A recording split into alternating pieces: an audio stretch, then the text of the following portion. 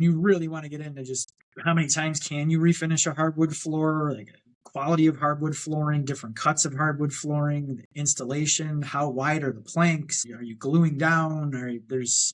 Oh my goodness. It's endless. It's endless. Properly acclimated Yeah. floors. Yeah. And I think Yeah. I'm surprised you said that you think it was a price point for the LVP.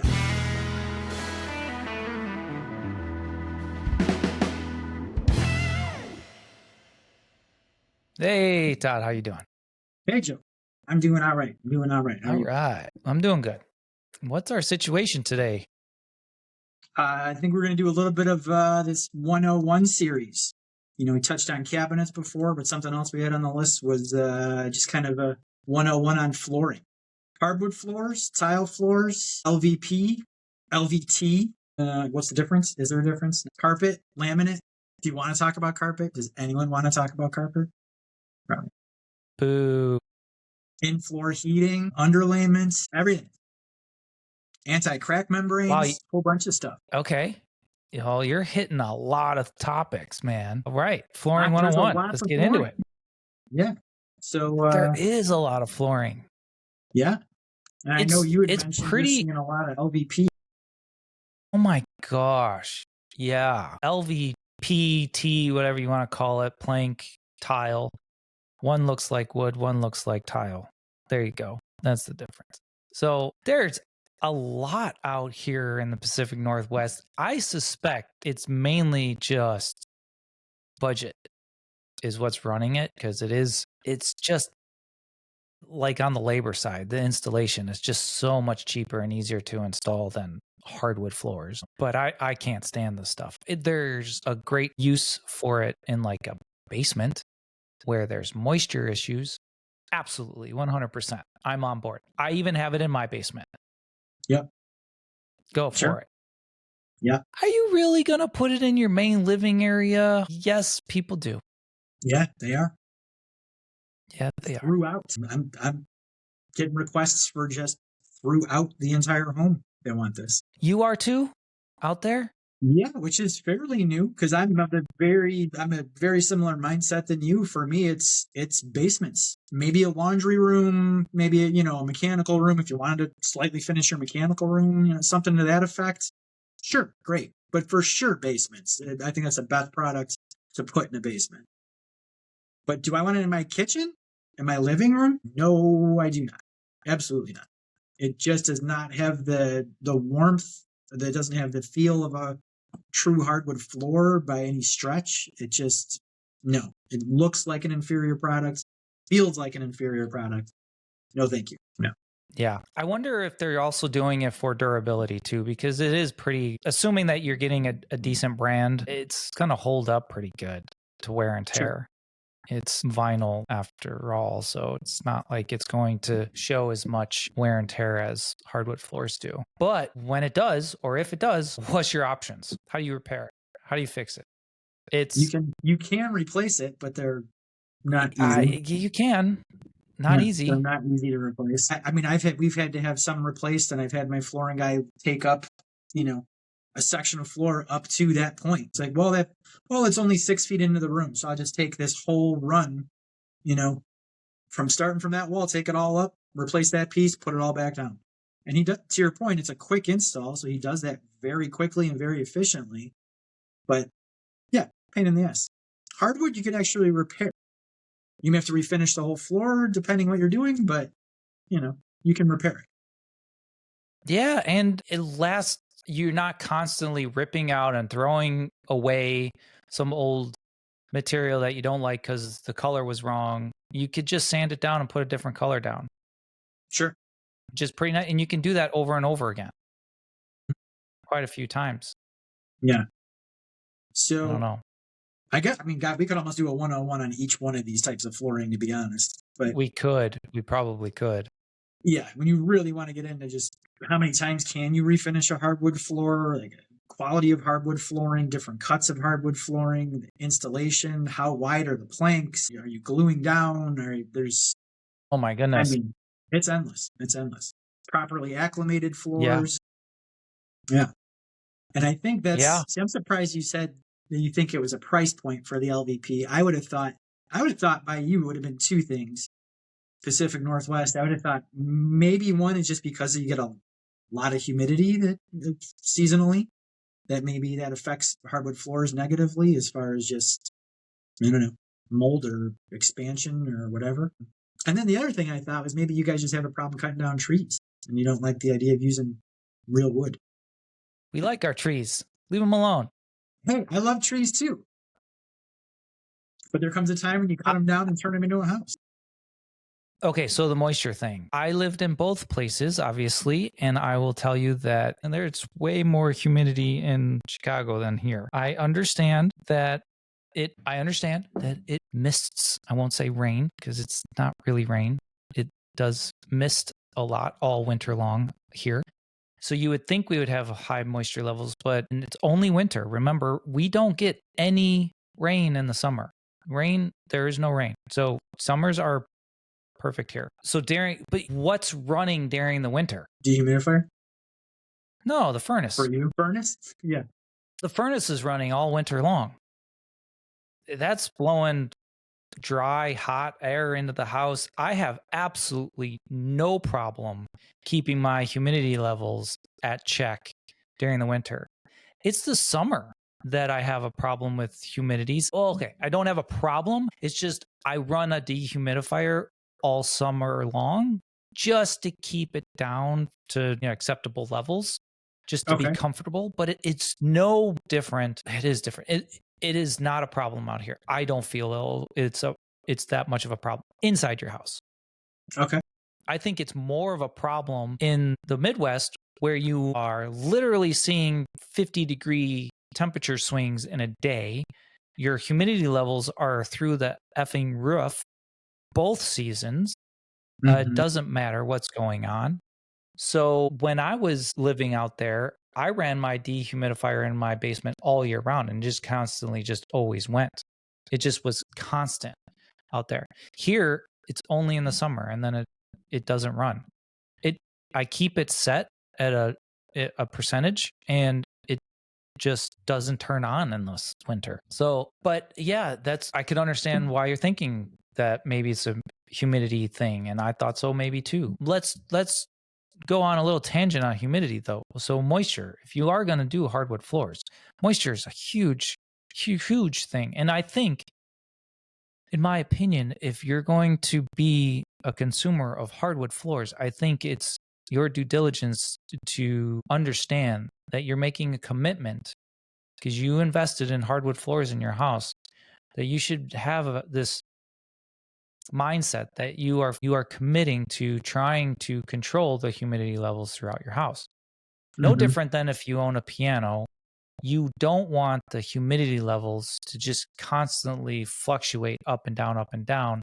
That's going to not be good for the piano. Same thing, not good for your floors. You're going to have that expansion, contraction consistently, and it's just going to be problematic. So I think if you're purchasing hardwood floors, you might want to be considering your humidity levels in your house on an annual basis throughout the seasons and be prepared to just somewhat try to regulate them. It's better. It's a better environment for yourself as well. It's more comfortable. Sure. And yeah, I mean, I would agree with that. I've had hardwood floors, especially the last 2 houses I've lived in. I've had hardwood floors on the main floor, at least. And that's not, I did have 4-inch wide planks and 4-inch white oak. And you could notice if it was hot and humid for, a few weeks for summer, you would see at the, 3/4 of the way through summer where you would get that just slightest bit of you could see in certain spots, just the tiniest little, those boards are pushed together. So almost, not like it raised up or anything, but you could tell it was pushed together. If you saw it in the right sunlight, you could see it. And then the dead of winter, you would see the opposite, just the ever so slight. You could put a piece of paper in some of those gaps. But that's a 4-inch wide solid hardwood floor, right? Any flooring guy will tell you the wider plank you get, the more susceptible it is to movement and cupping and everything else. So I know at least one of the flooring guys I worked with said anything 3-inch wide and above, They glue it as well, glue it and nail it. And that's Really? supposed to minimize that, but I don't know if that's true, but that's supposed to minimize that. But the most common you see is always the 2 1/4. At least out here, you always see the 2 1/4 red oak, and that's a very minimal expansion and contraction width-wise, where you're going to see any noticeable difference, unless you really have an unconditioned home. To your point. So if you have a humidifier on 2 your furnace, 1/4 you is have a dehumidifier, and you're running central air, you're going to be fine. Yeah. 2 1/4 is most popular out here as well. Okay. Do you remember, I don't know, was it like the late or the early 2000s is when wide plank got really popular? Yeah. What a disaster 7 that inch. was. People wanted 7-inch wide, 8-inch wide plank Oh my flooring. goodness. Yeah. Ooh, ouch. Yeah. No way. And then enter Bad choice. the pre-engineered stuff, right? For that reason. Right. It was more stable, pre-finished. Yeah, and you well, could get because that it's wider plank look. it's not, you have a really thin layer of solid wood on top of plywood, basically. It's exactly. Yeah. That way it's more stable. Yeah. But you have to make certain concessions with that, right? But the flooring is even thinner. You're not walking around on 3/4 inch floor now. So, and you have that thin layer of actual wood. You're not sanding that down 3, 4, or 5 times to get whatever color you want. Like in the future, no, that's not happening either. No. And then some of them would have those tiny little radius edges to it. So you'd put them together and you'd see that really tiny edge. And it's like, that's irritating because you just get little dirt debris trapped in there. Yeah, you're talking about the gap. Yeah, so that's on pre-finished hardwood floors a lot. You'll see that on pre-finished hardwood floors, and that's a good indication when you walk into a house and you see that gap in between every one. That means it was a pre-finished floor, more than likely. Yeah, so you get that gap and the dirt and yeah. Just doesn't have that same site finish, nice, clean look. No. Yeah. But some of that higher quality, back to that LVP, some of the higher quality LVP, the graining on it looks really good. Some of it's got some nice built-in underlayment for soft underfoot and maybe a little bit of noise canceling, maybe a little bit of, I hesitate to say insulation, but maybe a slight little bit. No, but some of that, as long as that wear layer is good, they always talk about the wear layer on those where, if you have a heavy dog that's running around all over the place, it's going to scratch that up. Are they going to scratch my floors? Well, if you're buying quality stuff that has a really good wear layer to it, then odds are no. If you're buying the stuff that has a 6 mil wear layer, yes, absolutely. Yorkshire Terrier could scratch at your floor, Well, let's talk about that for a minute. You throw a dog on hardwood floors and a decent medium-sized dog is going to put scratches in a hardwood floor, period, end of discussion. Yes. We used to, Swedish finishes used to be all the rage. Yep. You had to leave your house for a week if someone was doing a Swedish finish. Goodness, yeah. I've recently actually had a couple of clients ask for that finish, and none of the flooring guys that I've worked for or work with out here, they won't even do it. They're like, no, we don't do that anymore. It's just toxins. Too bad. It's just too bad for people to work around that stuff. So that was a little harder, but then not as flexible as far as like expansion and contraction, right? You're talking about having a whole floor finished on site and you're putting that layer of finish on top, usually 3 layers. The idea is you have a nice full solid surface to protect your wood floor from, right? Expansion, contraction, all those gaps, all the expansion, contraction usually ends up cracking that finish. At least that's what I've seen a lot. Yeah, I've seen that. Not to say that won't happen with water-based finishes that we're using now. It does, but you get a little bit more flexibility, but it's softer. So a medium-sized dog is going to leave scratches. I just recently redid mine, and yeah, my dog, 50-pound Aussie, scratches my floors. Yep. That's price. Not a lot, but in some of the spots where he goes nuts, he scratches the floor. But you know what? I don't have to rip my floor up to replace it. In 10 years, I'll decide to sand it down and refinish it, and I got brand new floors again. There you go. And I can change the color if I want back. As a matter of fact, I did change the color. They were like really dark mahogany red, and I changed them to more of a natural pecan color. What color? So pecan? Pecan? Okay. Yeah, I think it was a pecan. Yeah. Yeah. So that's true. That's interesting. Stain color. The finish is difference. You're right. It's just a world of difference. A world of difference, because it used to be all oil based. It used to be God knows what chemicals was in that Swedish finish. Because I remember finishing some homes, and it really was like you could not be in that house for a week after they set those floors. It was just your entire house was combustible. It was like leave some windows open, turn some ventilation on, and go on vacation for a week. Yeah, because it off gases forever. It's not forever, but it off gases for quite a while. It's pretty nasty stuff to breathe. Now that we are aware of it. How about actually installation of hardwood floors versus LVT? Site finished hardwood floors? Yeah. So that's and I think that's one reason. I think that's one reason sales of LVP ramped up too. I think so too. Or laminate for that matter. I had a client who wanted their entire first floor done in a laminate. And it's a nice house. And I said, "Are you sure?" I just asked once. I didn't want to make them, completely second guess their thought process. And you said, "Are you sure?" And they said, "Yeah, we really liked the laminate." I said, "Okay." But that was one of the reasons they didn't want to deal with having a whole floor laid, cut and installed, sanded, coat of stain, 2 or 3 layers, 2 or 3 coats of a clear coat. They didn't want to go through it, and I can't argue with that. You don't want to be put out for, this is the entire first floor. So kitchen, living room, dining room, family room, powder room, even the laundry room. So it's just, Yeah.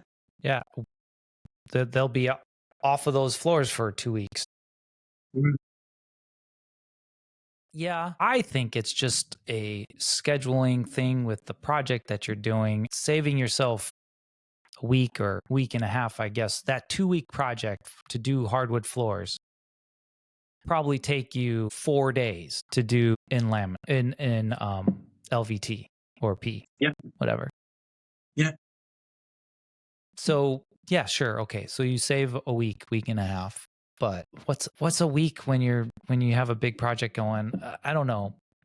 I know it matters. So, but yeah, it does. It probably shouldn't. But how often do you get asked that? Every project. Yeah. How long before you start? How long is this going to take? Yeah. Some people just ask so they can plan accordingly, and some people just want it to be done as soon as it can be done. You notice, though, I've never had a high-end project ever ask for LVT or P in like the main part of the house. So I just feel like it's when we're like the norm, the average, the bulk of our work, right? Where we're doing middle of the road, best bang for your buck value projects, right? I think that's where we're seeing a lot of the integration of LVT and LVP, but those really high end where we're spending a lot of time and money on fixtures and really choosing the over the top items, I'm never seeing LVT or LVP even brought up in those conversations. No. Are you feeling the same? Other than a basement. Okay. Other than a basement, I think everybody agrees that 100% vinyl product is the way to go in a basement where there's moisture, or even in a room that is not part of the main living area. I would say a workout room, even a Mhm. office if you wanted somewhere where you didn't want to spend a whole lot of money, and I guess Right. is an option. Yeah. But I would agree, higher end projects are looking at site finished still. Yeah. We're doing mostly white oak, getting requests for, which people like that natural white oak look, so just a little bit lighter, a little blonder, you know. I'm glad you said that, because white oak, and I feel like white oak is going to give you a true color stain.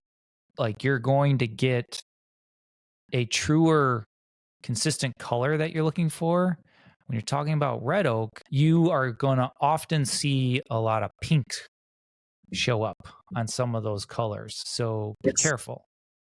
With that said, why is there a lot of red oak out here? We've ran into quite a few homes out here with red oak floors, and it's a nightmare to get the color the way everybody wants the color. We've multiple times we've had to resand down a floor. So we are because they didn't like the stain color. Yeah. Even after we spent a ton of time trying to put stain options down on the floor, and it's a white oak, no problem. Usually we go in there, boom, boom, boom, throw down 3 to 5 samples. We pick one true to form. Red oak, boom, boom, boom, lay down 3 to 5. None of them are they're just not right. Or, well, that board's awfully one color, but this board's not that color that I wanted. And yeah. And not to say you can get plenty of variation in color in white oak. Like I've done because that's actually what I like in my own home is variation in color. So when I'm looking for a type of wood in my last house, I did white oak, but I did, I think 2 common, where there was a lot of knots and it was not the premier good stuff. I actually purchased 1 grade lower so I can get a little bit more rustic in the floor. Mm-hmm. And that gave me plenty of variation in color that I was looking for. But what's nice is I'm getting variations of that color, not variations of a different random color because the board is red already. And so it's bringing out a pink or something like that where it's not what necessarily you want. So this house that I purchased out here, red oak. So I ended up going through the exact same problem that I go through with all of the other homeowners that I've used with that have had red oak. It's brutal. It's actually days of trying to find a stain color that everyone's just happy with. You know, they're just like, okay, we'll settle with that. So out there, save your guys' unless you like pink, or if you want to just go dark, that's fine too. But save your guys' some stress and choose white oak.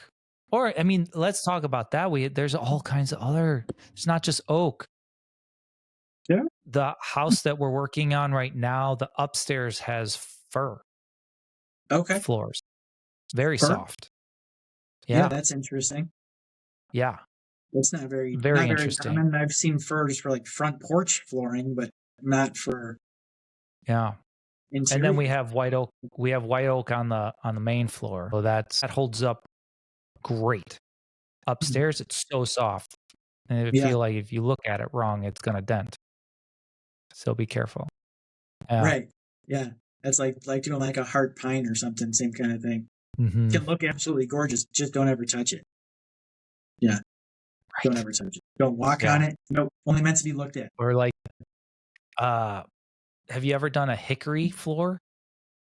I have not. I would love to. I love hickory. Yeah, me too. Very rustic. A lot of knots. It was awesome. And it's hard. It's hard wood. It actually, it was just really expensive just because it's not common. But it came out real beautiful. Awesome. Yeah. Okay. And what, did you do a clear coat on it? Or did you actually stain it? Clear coat? Yeah. No stain. Yeah. Yeah. And Bona has a clear or a top coat that actually comes in like, I think 3 or maybe 4 different variations in color. So you can skip the staining altogether and get the color in the top coats, which was very interesting. Yeah, I had not learned that. I learned that last year when we decided to use bone instead of Dura is usually what we're using most of.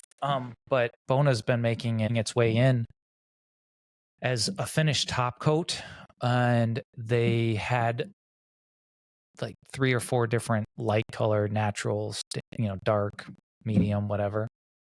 And those actually turned out pretty nice. The one that we did, and what's nice is you get to skip the staining and go straight into your finish coat. But I don't know. And that holds up well, having that.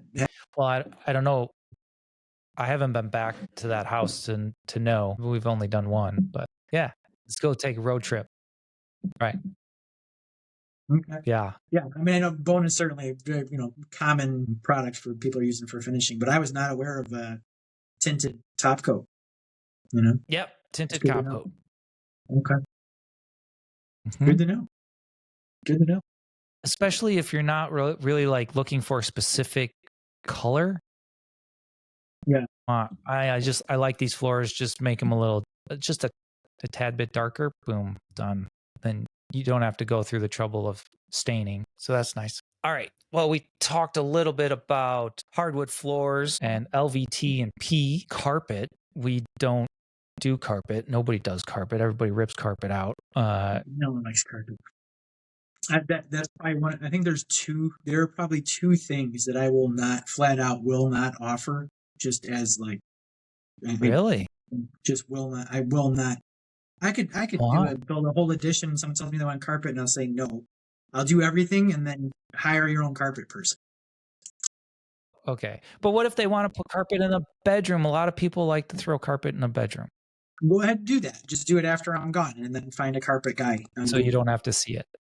Yeah, I don't want to be around it. I don't want to deal with it. Carpet and wallpaper, 2 things I will not get involved in.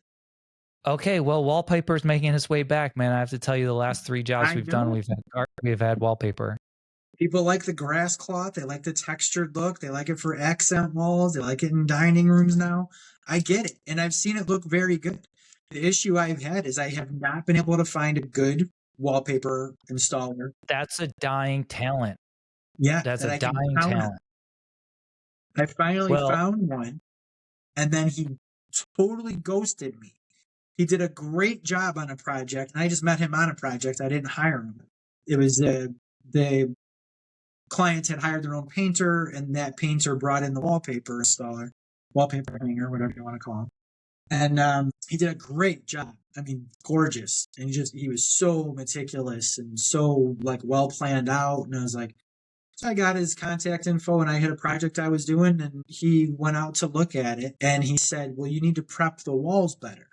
And I said, okay. I said, well, my drywall guy was out there, but I said, if you want to like circle some spots or, make some notes and send them to me, I can, we'll prep it a little bit better. And so he did, and I went out there to look at it, and I'm not kidding. Like, he circled, like, they had pictures hanging on the wall, and there was like the little angled nail clip to hold the picture. He would circle the nail. And I was like, you want my drywaller to come out and fix it? Do you do no prep work as a wallpaper hanger? Like, you're not willing to do any prep work at all? These walls, you circled a nail hole. That is, we're talking a brad nail size here. So you couldn't fill that on your own before you hung wallpaper? And he said, well, I would rather have everything just done. And I said, you know what? Fine. I will. So I did.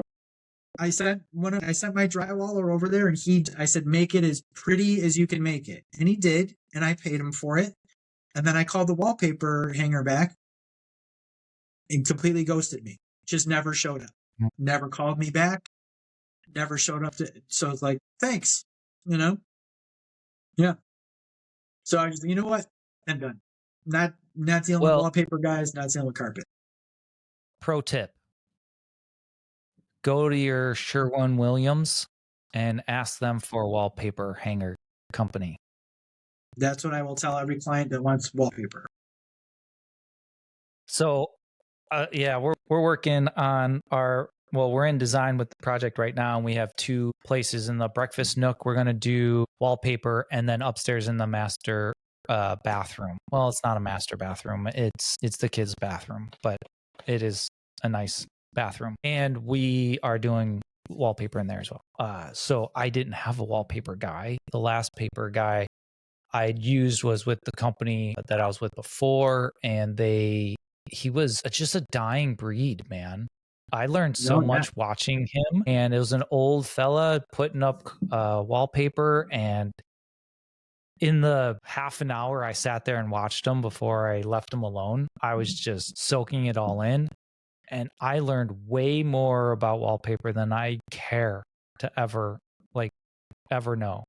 It's just like anything you get into, you can just geek out and nerd out about that thing. And he was nerding out. So that was the right guy. Anyways, on this particular project, I needed wallpaper, couldn't find, didn't know. So I ran into a Sherwin-Williams guy and I asked him, and he said, let me call around and find out some companies that I think might do it, and then I'll give you a call back. I got like 5 recommendations, so that's awesome. Pro tip: if you're looking for a wallpaper, go to Sherwin-Williams. They might be able to help you out. Okay. Anyway, carpet. Yeah, I'm not a big fan of carpet either, although we will offer. I mean, we're gonna offer if that's what you want. Well, that's what we'll do. But we're gonna talk about it and make sure that you're aware of all your options. Sure. Carpet. Yeah. Another dying breed. Yeah. Oh my gosh. I remember being a kid. Another thing that might be just building up static and then zapping my brother or sister with my fingers because that's what you did with carpet. Just build up static charge to zap somebody. All the dirt and crime and crud and allergies that are sitting in that carpet.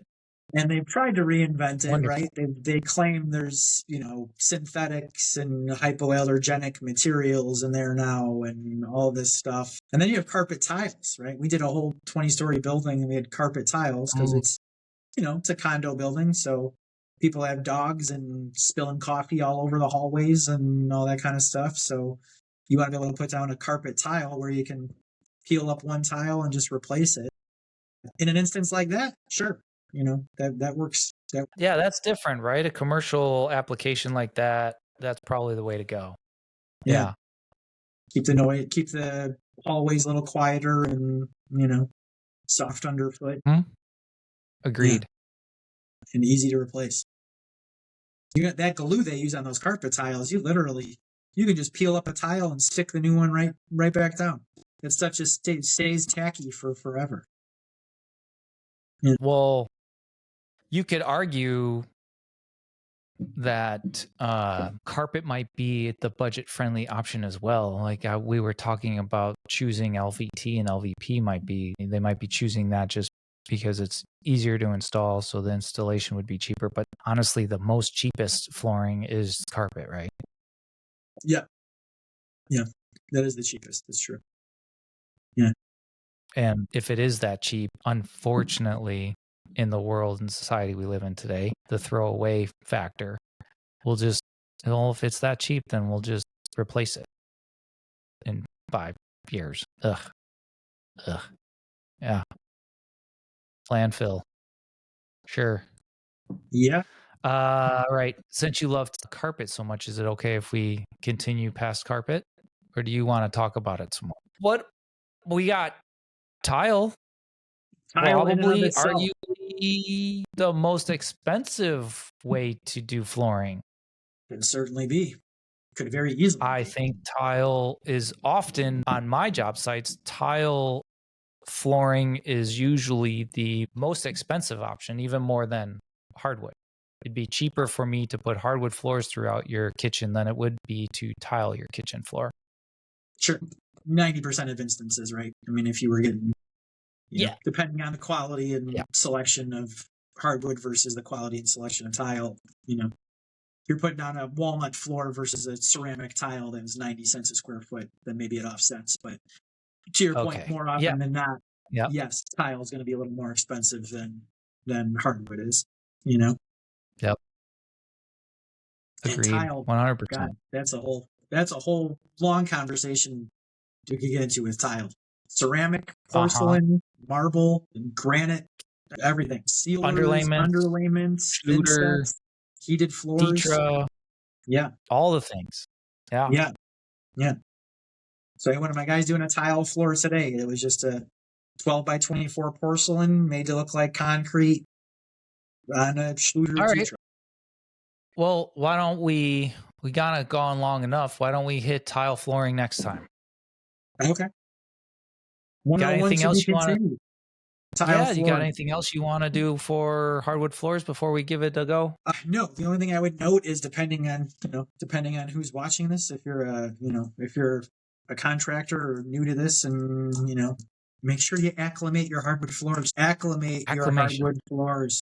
Yes. Let them Okay. sit in the Look. room that they're being installed in, and make sure that room. I had a client, real quick story. I had a client who was not living in the house, so they had their thermostat turned down at night. Didn't know that, but they had their thermostat turned way down at night because they were going to save 14 cents on their heating bill. So now that hardwood flooring that's sitting in that room is sitting in 50-degree temperature instead of 68 or 70 or whatever you're typically going to keep that room at, right? It made a difference. That hardwood flooring is not properly acclimated, and it showed in the results. That expansion and contraction differs. You're going to lay that floor when it's nice, and then all of a sudden it gets cold and that stuff was contracted, and all of a sudden you have gaps in your floor and you're wondering why. Or vice versa. It's going to swell a little bit more than expected, and now you have ripples in your floor. And it's concave. Concave? Convex? Concave. Yeah. Concave. Yeah, that one. Yeah. The first one. Okay. How do you feel about your flooring installer telling you that they are acclimating the wood at the warehouse and that we don't need to bring it to your house? I don't like it. And I've had people say that, and I'm not saying they're lying. I'm just saying I don't like it. I don't see the need for it. If you have space on the project, why would you not just deliver it a week in advance and let it sit in the room that it's going to be installed in? What if you don't have the room? If you don't have the room, then that's I suppose, a conversation to be had, in which case I would probably want to know some details. It's acclimated at your warehouse. What are the conditions at your warehouse? Is it 65 in there? Is it 75 in there? What's the humidity level? Are these bundled up, or are they open so they can actually breathe? Like what are we looking at? Are they sitting on metal shelves in a basement and you think that that's acclimated? I don't know what your warehouse looks like. I can tell you that all of my flooring companies that I've worked for so far, all of them, including the ones that I've worked with in Midwest, they all have given me that story, that they have the flooring in their warehouse acclimated. Yeah. Yeah. I've never had a problem with installation. That's probably the only time I have is the one I just mentioned. And that was because that's actually, I suppose you could make that argument, it was on site, but we didn't know that they had their thermostat turned way down at night and it was dead of winter. I wouldn't think somebody would be that, like, you have a programmable thermostat. I understand dropping it a couple degrees, but like, what did you just turn your furnace off overnight pretty much? So you, like, how much money do you think you're saving? I don't know, blew my mind. Never thought to ask that question. Well, you don't trust the flooring guys and their warehouse, and I don't trust the homeowners and their ability to monkey with the temperature and the humidity levels of their... This is a whole separate conversation, which I guess the point of that conversation would be ask questions. Ask a lot of questions, right? Have your checklist, ask your questions so you know.